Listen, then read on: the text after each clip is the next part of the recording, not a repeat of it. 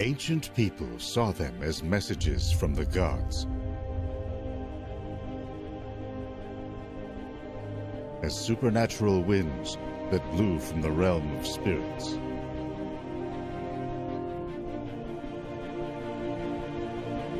Modern science has linked these polar light shows, called auroras, to vast waves of electrified gas hurled in our direction by the sun.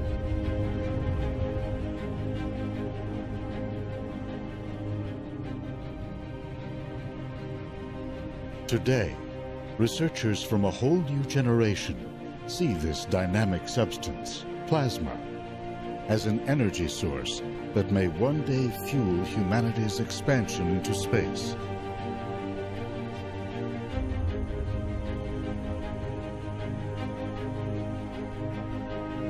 What can we learn? And how far can we go?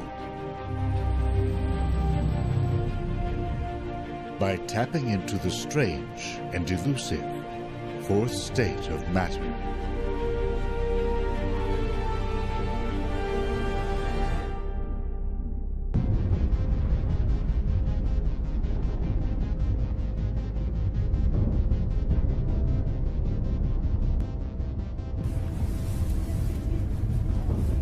A small cadre of scientists has come to Fairbanks, Alaska, to realize what may seem an impossible dream: to revolutionize space travel.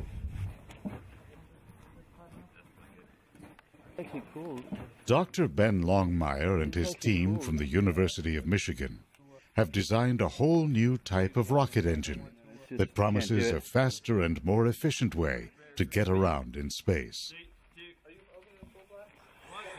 They are here to test components of this rocket by sending them aboard helium balloons to an altitude of 30 kilometers into the harsh environment of space. Above the North and South Poles, conditions are about as harsh as you can get.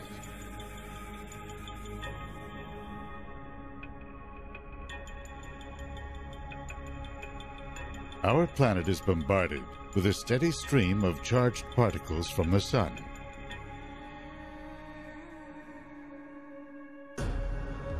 Earth's magnetic field accelerates and channels them, turning the night into a spectacle of color.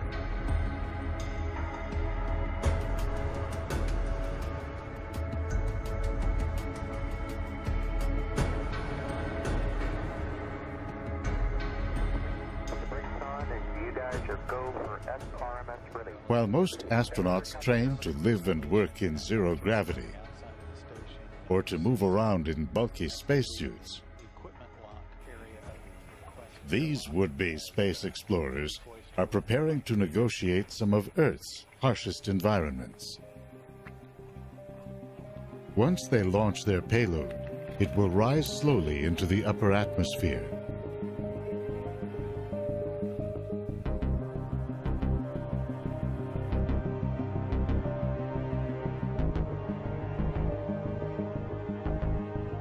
After drifting through the night, above 99% of Earth's atmosphere, the payload will detach from the balloon and parachute down to the ground.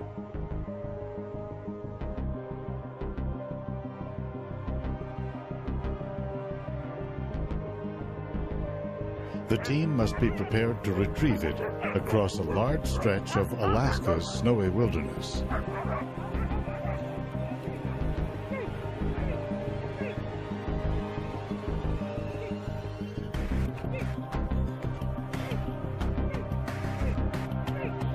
To understand the revolutionary nature of the idea they are pursuing, we go back to the dawn of rocketry.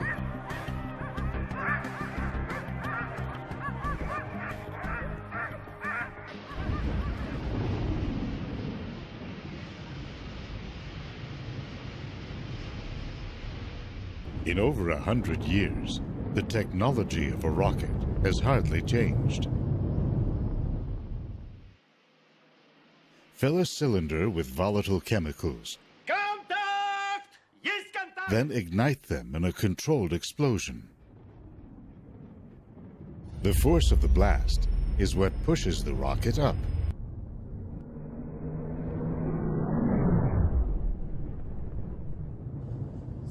Nowadays, chemical rockets are the only ones with enough thrust to overcome Earth's gravity and carry a payload into orbit.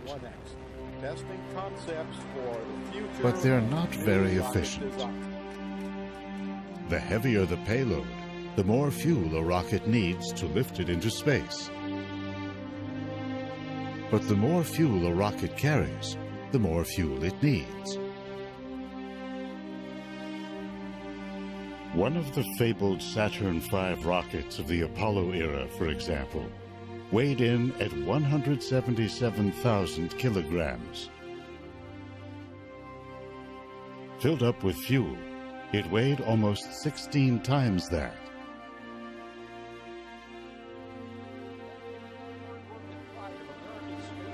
The space shuttle, with maximum payload, weighed about 100,000 kilos.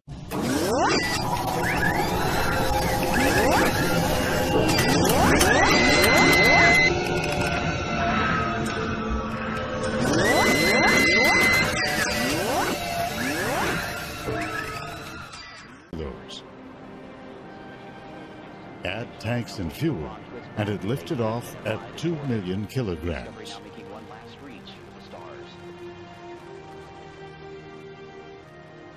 Regardless of weight, for a spacecraft to escape Earth's gravity, it must reach a minimum speed of 40,000 kilometers per hour.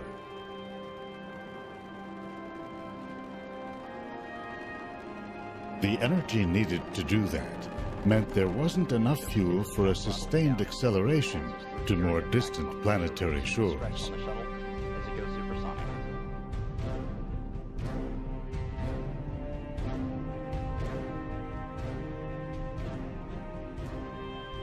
Most missions beyond Earth have relied instead on their initial launch speed to coast to their destination.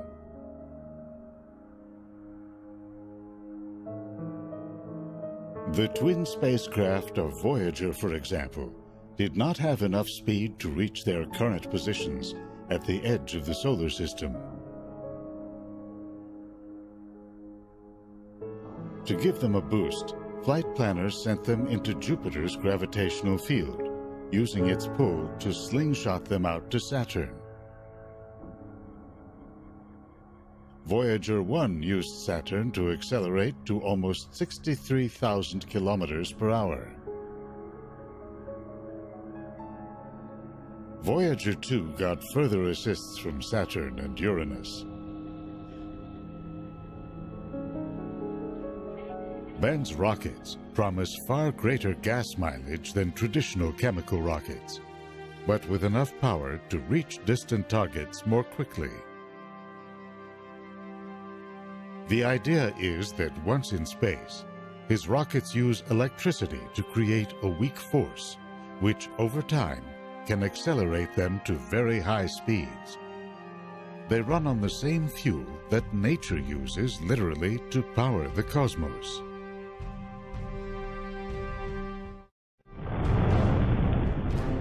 Not long after its explosive beginnings, the universe was awash in vast stores of hydrogen gas.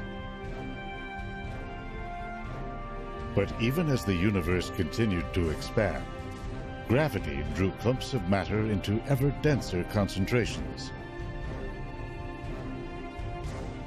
The earliest stars took shape, immense balls of hydrogen gas hundreds of times the mass of our Sun. As they contracted inward, they heated up and ignited. Intense radiation now began to flow through the voids.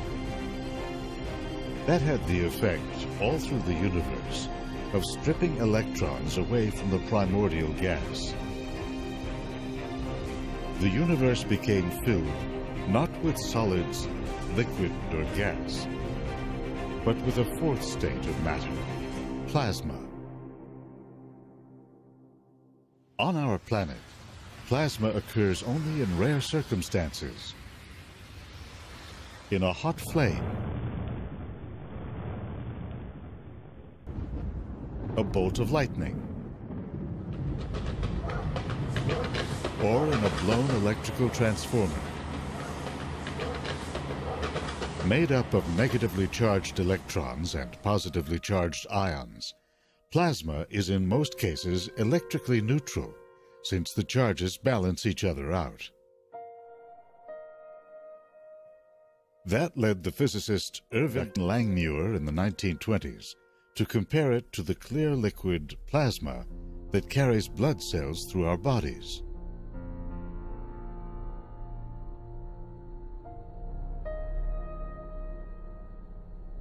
The development of radio led to the discovery, high above the Earth, of a natural plasma ceiling, the ionosphere. It hovers above us, reflecting some radio frequencies and absorbing others. Its importance became clear when engineers noticed that radio waves could, under some conditions, travel beyond our line of sight.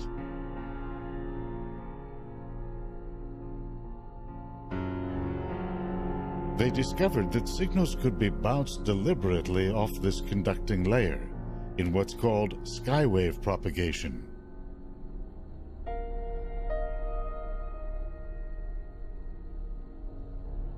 In World War II, a whole new age of global communications came of age when radio was used to execute complex worldwide logistics of troop and ship movements.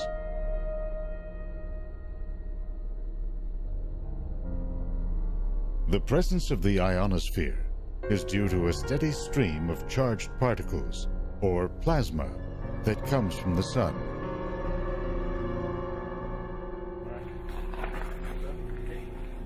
A spacecraft with complex computer components must be able to survive constant exposure to these particles.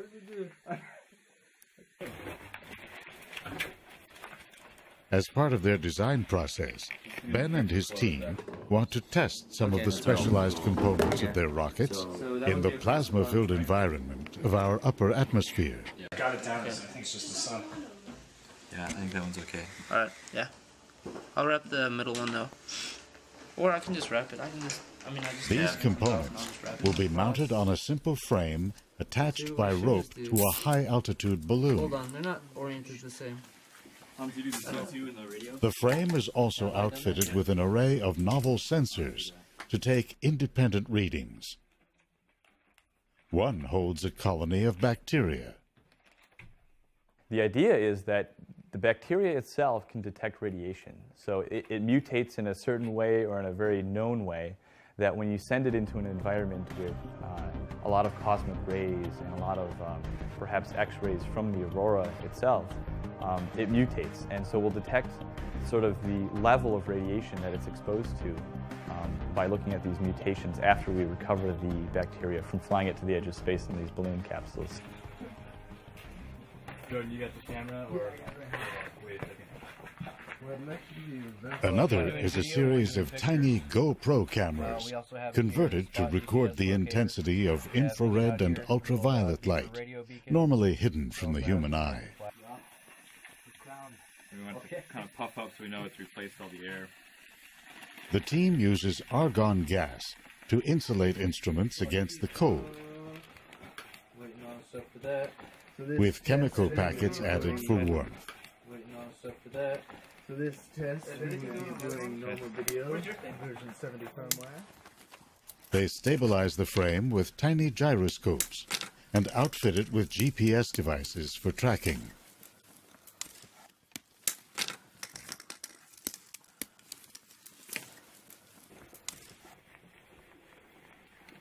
Cool. This team is doing much more than just designing instruments to survive a rain of charged particles. Their goal is to design spacecraft that actually harness the explosive properties of plasma.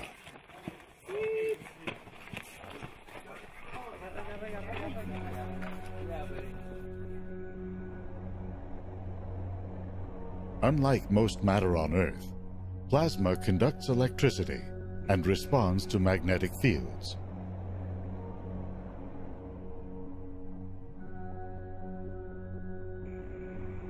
In space, these properties influence the formation of structures like galaxies and nebulae.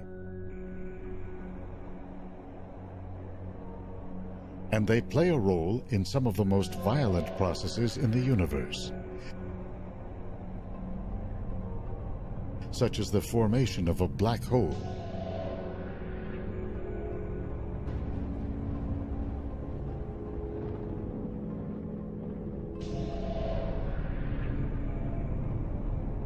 It forms in the wake of a giant star's death, when matter collapses into its core.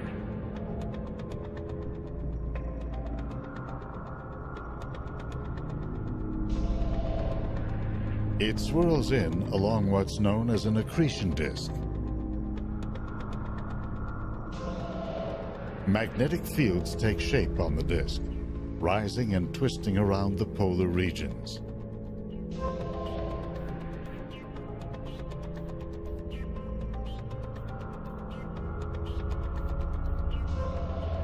They draw huge volumes of plasma up, then shoot it out at high speeds.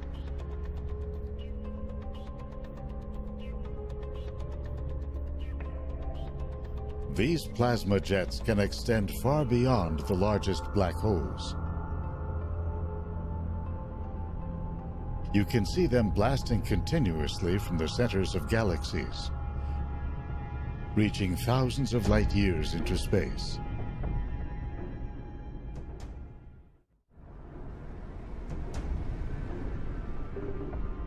Studies of one giant nearby ball of plasma show what a complex and volatile substance it can be.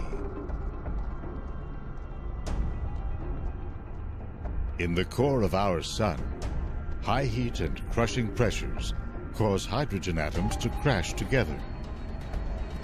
That sets off a nuclear reaction in which hydrogen atoms fuse into heavier ones like helium and carbon, generating heat. This heat slowly rises to the surface of the sun in vast plumes of plasma. You can see evidence of this process, called convection, in a pattern of ever-evolving blobs known as granules. They are like the tops of thunderstorms. Even as energy builds within, the sun's gravity and density can stifle its escape. What carries it out are magnetic fields.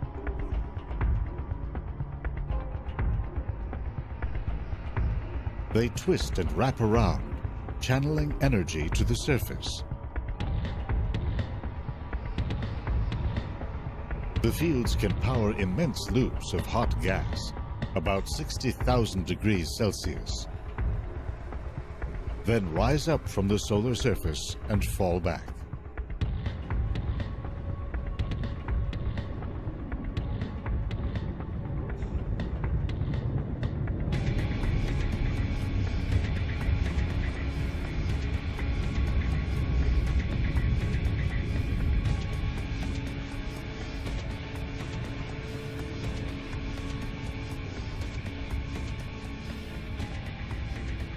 The largest eruptions, called coronal mass ejections, can reach up to 3 million kilometers per hour as they hurtle out across the solar system.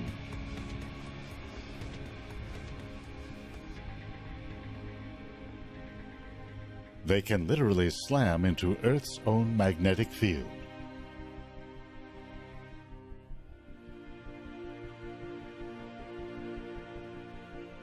Because solar particles are charged, a portion follows the orientation of Earth's magnetic field lines. Finding an opening at the poles, they race down into the atmosphere.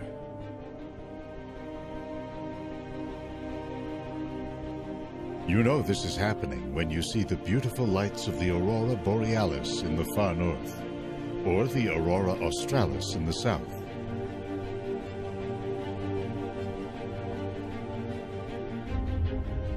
They appear when charged solar particles collide with oxygen molecules in the upper atmosphere, causing them to glow blue, red, and green depending on altitude.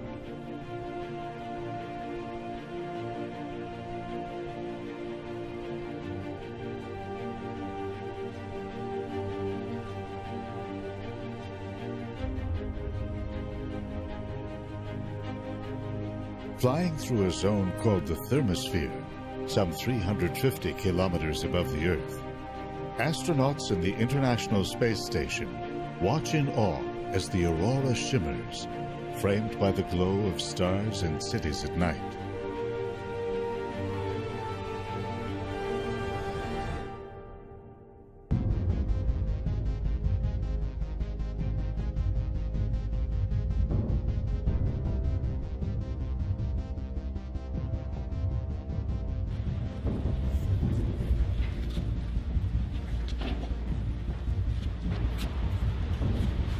Back in Michigan, Ben and his team have set up a lab to pioneer a whole new generation of plasma rocket engines.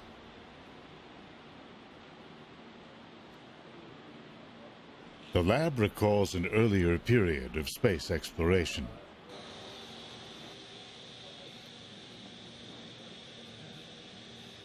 It features a giant vacuum chamber built in the 1960s in hopes of winning a contract to test Apollo moon rovers. As part of all the facility upgrades that Roland has done for the X3, some of these should be able to... The chamber has given this small university team the ability to accelerate their research into the physics of plasma and rocket engine design. Tubing for the gas lines don't affect the thrust measurement. So by having these extraordinarily flexible wires, these wires... They are actually part of a larger community of plasma rocket scientists within NASA and within private companies like Ad Astra of Houston, Texas.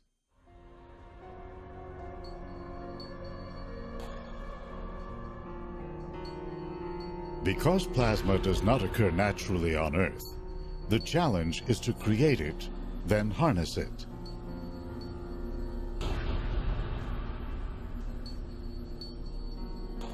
The teams inject a gas, commonly argon, into a chamber.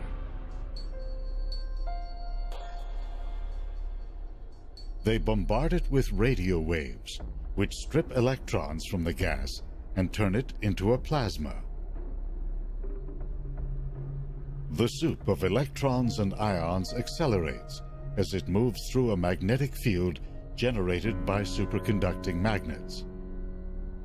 A second radio blast heats it up to 1,000,000 degrees Celsius. That's enough to blast it out and propel a spacecraft.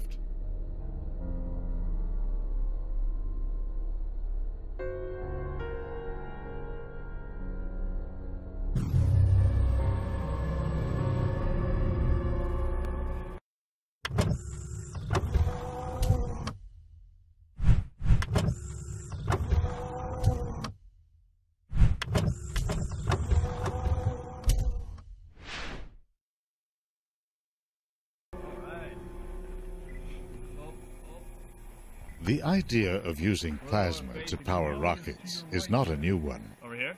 Yeah. Okay. 3, 2, 1. Go! No spin, look at that. The Polish physicist Stanislaw Ulam is said to have been inspired by atom bomb tests in the 1940s. He speculated that waves of plasma from small nuclear detonations could propel a spacecraft to extreme speeds.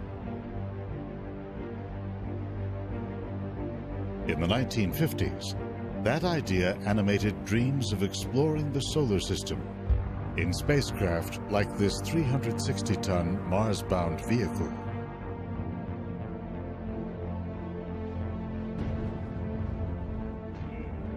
The idea gained funding in the Orion project, with the idea of driving a spacecraft with nuclear pulses and landing on Mars in only a month.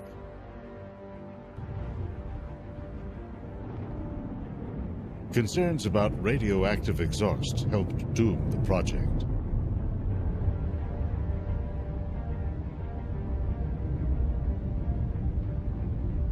Plasma rockets, energized by nuclear reactions, were revived in the Daedalus and Nerva projects of the 1960s. And again at the beginning of this century, as part of a proposed journey to Jupiter's moon Europa. Rising costs killed that mission.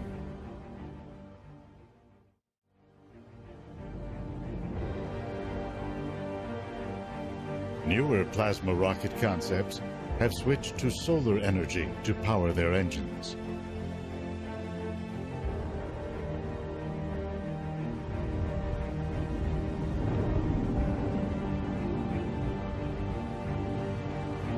Among the most ambitious, the Dawn mission was sent into orbit aboard a Delta II rocket in the year 2007.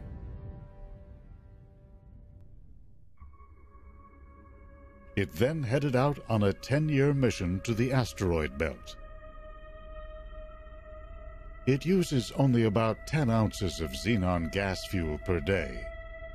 With engines designed to fire for over 2,000 days, over time, it is expected to gain an additional 38,000 kilometers per hour.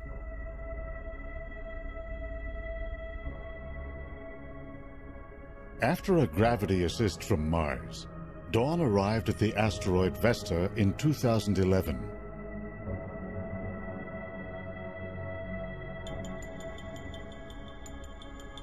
It spent a year mapping its surface and seeking clues to its interior structure.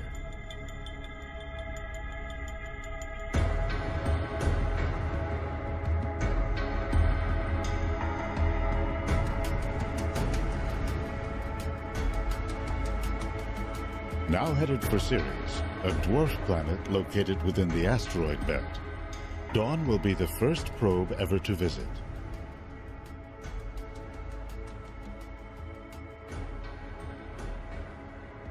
Made up of rock and ice, Ceres may well have an internal liquid ocean.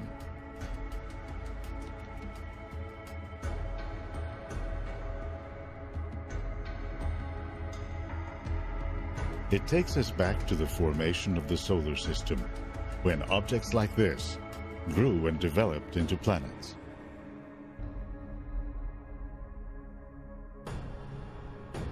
Long-range missions like Dawn are just one of many uses for plasma rockets. So NASA launches spacecraft with ion engines and Hall thrusters on board. Almost every new geostationary satellite that a company will invest in and put up in orbit will have some sort of electric propulsion device on board to do station keeping, so to do little changes in attitude and maneuvers to keep it in its geostationary orbit. NASA is planning to use a plasma rocket to do some even heavier lifting as early as 2016.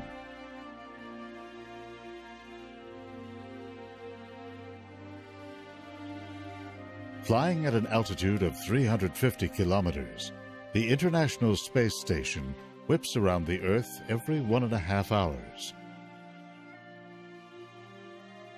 To stay aloft, it must maintain a speed of 28,000 kilometers per hour. But its solar panels and crew modules smack into so many tiny molecules in the upper atmosphere that it gradually slows down and loses altitude. To stay aloft, the station uses up around 4,000 kilograms of fuel per year. That fuel must be flown up from Earth, which in turn reduces the amount of food, water, people, and equipment that a resupply mission can deliver. The idea is to use a plasma rocket to help boost the station to a higher altitude, powered by electricity generated by solar panels aboard the station. Plasma rocket builders like Ben hope to one day scale up the technology to power a long-range human mission.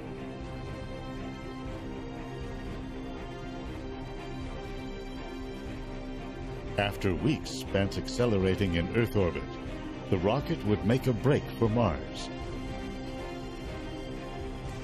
Cutting flight time from a year to several months would lower costs and crew hazards. In the meantime, Ben has his sights set on what he sees as an even larger revolution in space exploration. Using plasma rockets to power a fleet of miniature spacecraft.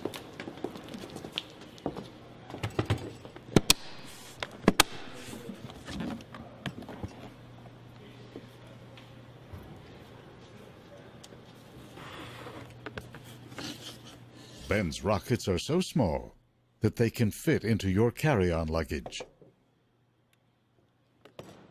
So here we have a CubeSat. This is a small spacecraft. Its total mass would be something on the order of 5 kilograms, so it's about 10 pounds. It's 30 centimeters by 10 by 10. This is considered a 3U spacecraft, so 3 units of 10 by 10 by 10. And we'd like to send this small spacecraft up with one of our new propulsion elements in it. This is a rapid prototyped propellant tank. So we would use this tank to store our propellant. Initially, we have an idea to use a very simple propellant. The NASA craft Dawn uses the inert gas xenon as fuel. Ben's team has turned to another type of fuel that's more compact, can store more energy, and is less volatile. Distilled water.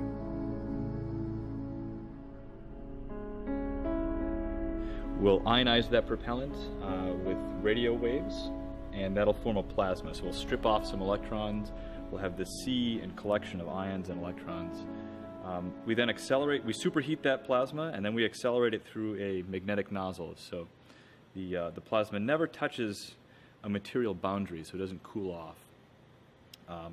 All of that would be contained within this spacecraft. So the propellant tank is designed to be the right size and dimension, and we'd have a propulsion module within the CubeSat itself.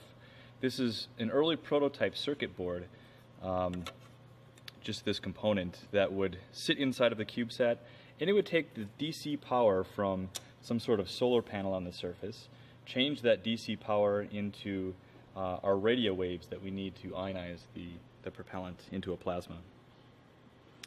We then shoot this plasma out the back, and we apply just a little bit of force. It's not a whole lot. It's something like the force of a sheet of paper sitting in your hand. And because there's very little drag in space, we use this small amount of force applied over a very long amount of time to accelerate to very high velocities with the spacecraft. And so if we do that, we can send these little micro spacecraft, nanosats, we can send them to places like the moon, we can send them to Mars, and someday we'd like to send them even as far as Jupiter and maybe put some little sensors on board and be able to detect possible life on some of these moons out near Jupiter and Saturn. So instead of a $1 billion NASA mission to explore the moons of Jupiter, we can get away with something like a $1 million spacecraft mission with one of these small sats. And so that's the real advantage, being able to have a very low barrier to entry financially and technologically to make some of these innovations really quickly, go fly them, go fly often, and make these discoveries.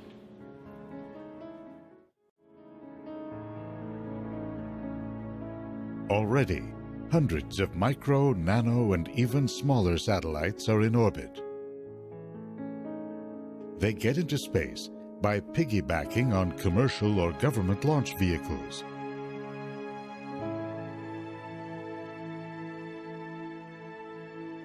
Their missions range from communications and intelligence to Earth imaging. Because the cost of building them is so low, the number of tiny satellite missions is on the rise. Yeah, there was no other satellites up there. With an array of plans already materializing, the team is tapping into satellite traffic and orbital communication systems. Looks like we won't quite go over to the ground station here. Ben and his team plan to start with a series of orbital missions. then to go interplanetary. So you can see here some of the technology we're working on. So this Ben is imagines that his little group could take center stage in a project that space visionaries have long seen as essential to the quest to extend our eyes and minds across the solar system. Guide the plasma out through a magnetic nozzle. Recently, we also envisioned that a large cadre of these small spacecraft could form what would be an initial interplanetary internet. So you can think about a large number of these spacecraft orbiting the Earth, orbiting the Moon, being spread out between the Earth and Mars, and providing little data relays between all of those positions so we can get a lot of data back and have the beginnings of a real solar system internet going beyond the Earth. Well, as long as it's beeping like that, you have to shorten to get into the growth.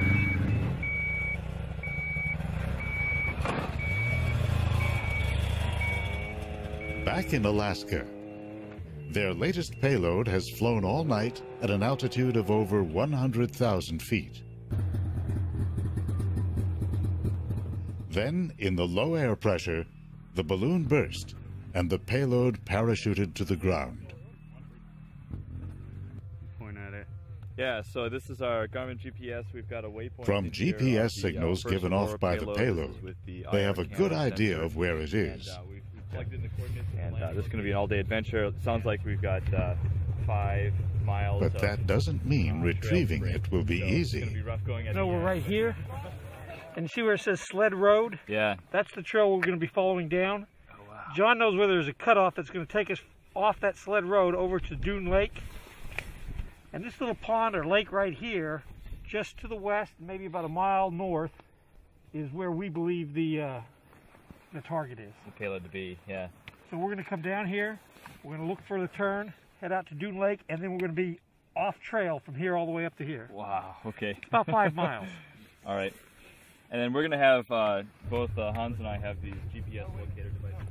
So we've got our first payload, Aurora 1, that we're going to go recover and track. We are going to use these snow machines to recover. We've got 2 expert guides that go track these for a living. Sort of, one guy's a retired helicopter military pilot.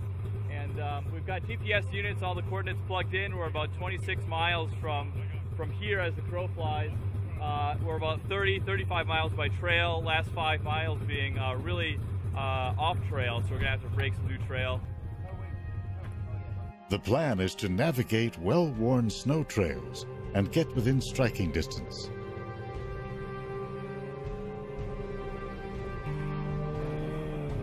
But if the payload has landed away from the trails, they'll have to brave wilderness landscapes and deep snows.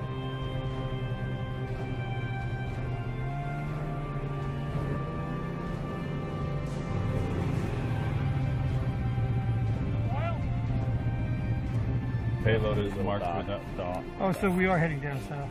We are on this road. We're heading north. It takes nearly all day to get to a point about 7 miles from the payload.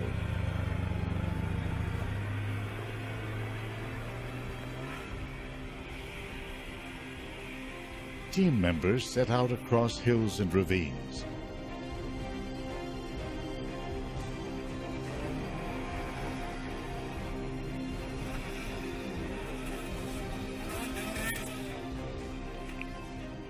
They get to within 2 miles. With time running out, they turn around. It was too far away still to snowshoe in and snowshoe back and get back before dark. Not going to happen today. We're going to go back, recoup, probably send a skeleton team down tomorrow and try for a second recovery. Really disappointing we couldn't get there. You know, I feel like we're so close. This thing came 50 miles from the initial launch site. It was floating around in the atmosphere for 10 hours. Right, I know. And, you know, it's so frustrating just to get within 2 miles. Oh.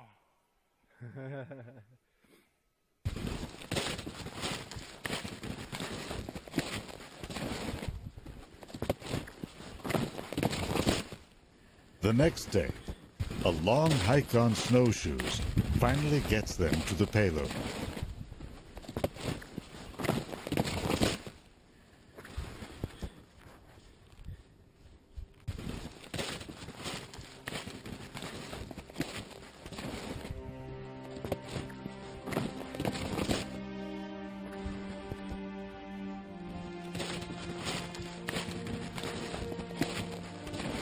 later on, they'll say it was worth the effort. One of Ben's goals is to help boost a whole new approach to space travel that's now emerging.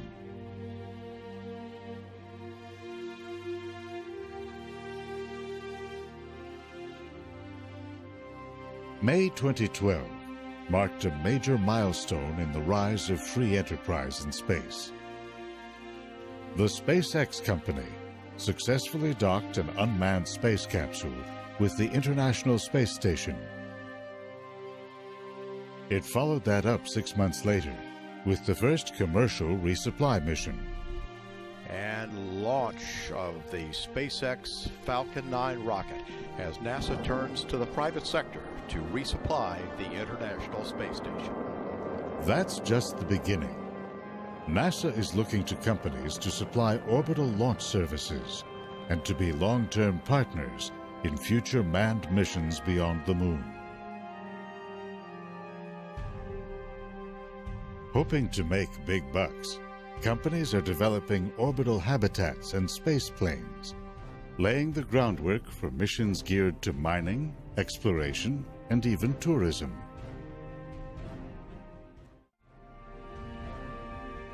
To Ben, this new race to space will go to the swift and the innovative. Today, because of weather and winds, he and his team have chosen to launch their payload from the spectacular Ruth Glacier in Denali National Park.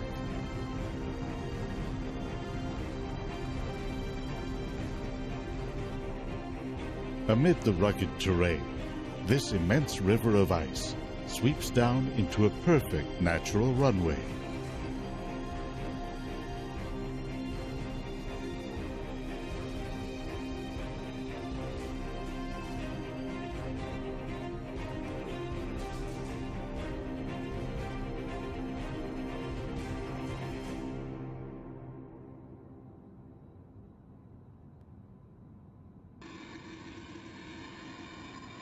The payload and frame have been pre-assembled. The team makes a few last-minute adjustments. They inflate the balloon with helium gas.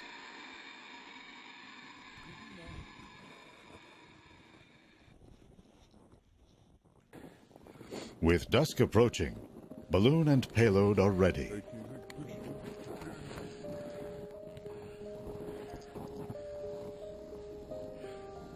Beautiful sight.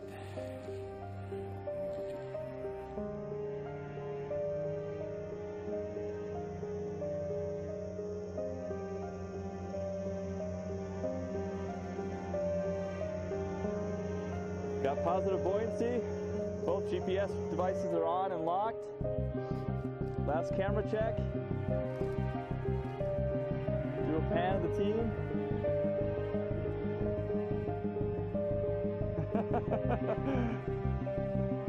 Off it goes.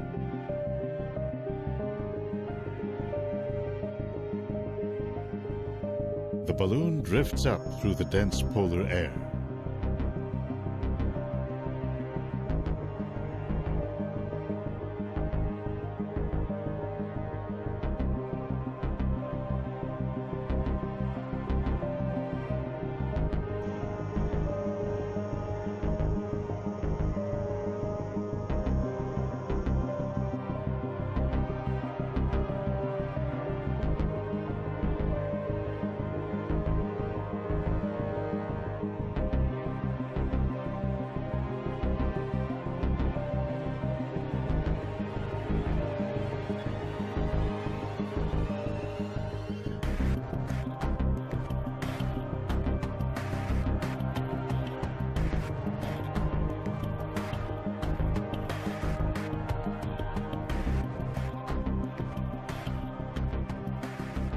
With night falling, it rises up to the edge of space.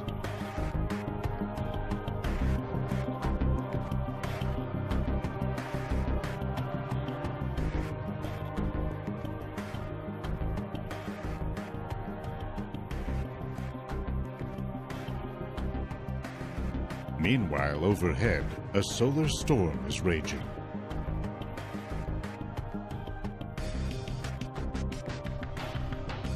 Aboard the International Space Station, astronaut Don Pettit is making observations to complement what Ben's team finds.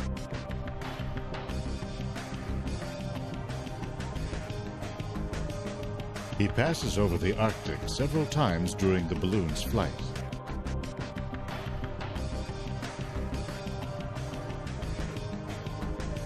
The auroras he photographs are an indicator of the amount of solar particles that will pummel Ben's rocket components.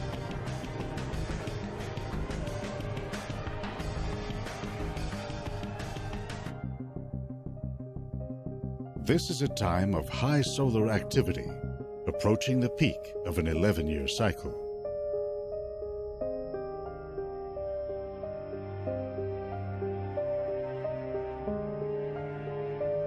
The Arctic Circle is framed by a ring of dancing auroral lights.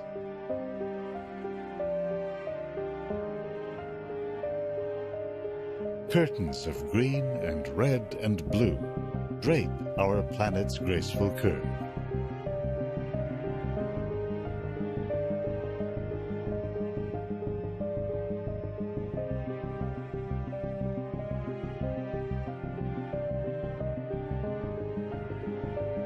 This university-based experiment operates on the remote edge of modern science, dominated by large international projects such as the Hubble Space Telescope,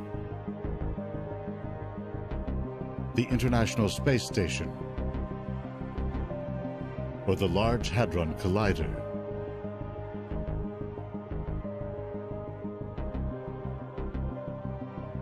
So this technology that we're trying to miniaturize is significant in the sense that it sort of opens up new frontiers, in the same way that miniaturizing computer technology to a point where it fits in your pocket. So everyone carries around a cell phone. They have these miniature computers. It does a lot of data processing. It gets you to your destination by GPS. That sort of technology didn't exist 20 or 30 or 40 years ago, when you had these big mainframe computers that were at national labs. So we're trying to change the paradigm of space exploration from the national lab case to the cell phone case, the miniature case, to be able to do a lot more things and improve our capability as a species.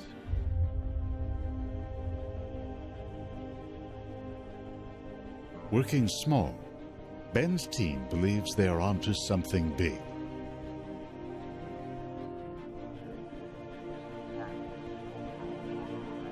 Their goal is not only to open new avenues of space exploration, but to actually seize the initiative.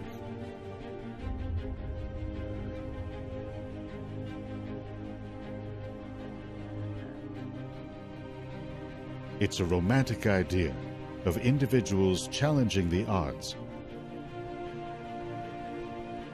and striking out to new frontiers.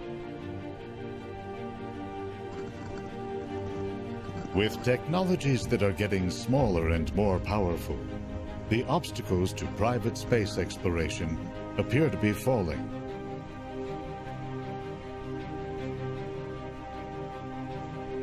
Who will hold back this new breed of explorer?